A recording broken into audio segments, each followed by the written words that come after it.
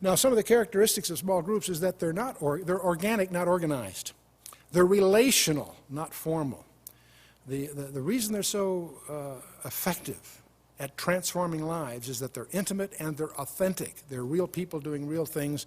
They're not just being exposed to some prepared lectures or movies or whatever. And the other thing, as I mentioned before, it is a persecution-proof structure. And I think that's extremely profound. And it's going to be more and more needed as the years come by. I do believe that America too is heading for some dark times. Many of us are very encouraged by some of the things we've seen, but I think we're also perceptive enough to realize that this nation is heading for some difficult times. The freedoms that you and I have taken for granted over the last number of decades are evaporating quickly. Some of them irrevocably. Some of them have to.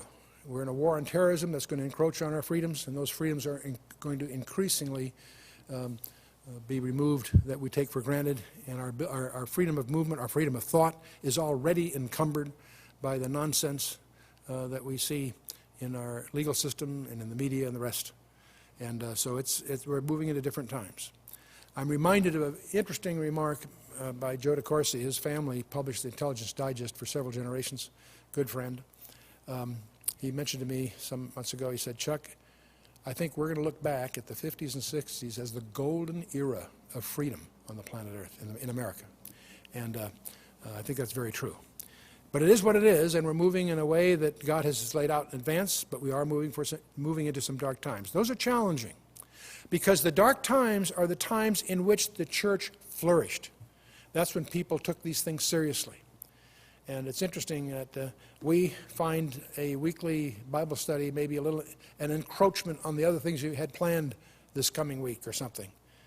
And yet, when it's a matter of life and death, it's a whole different ballgame. People start taking it seriously. They take the Bible seriously. They take Christ seriously.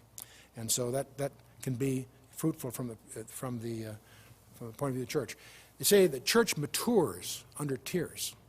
And indeed, the history bears that out. It multiplies under pressure. The incredible heel of Rome caused that church to spread throughout the known world in those just a few years. And it flourishes in the desert. It sees in the dark. It thrives on chaos. And that's one reason I tend to, a lot of people say, "Gee, Chuck, wish you did give us more structure." And we are trying to do workbooks for some of our materials and all that, and I think that is useful. I acknowledge that it is. But I also think there's a real value in having it open, having it loose, and let the Spirit move. And so keep that in mind. And the only boast that the small group should have is the Lamb itself. The Lamb himself, I should say.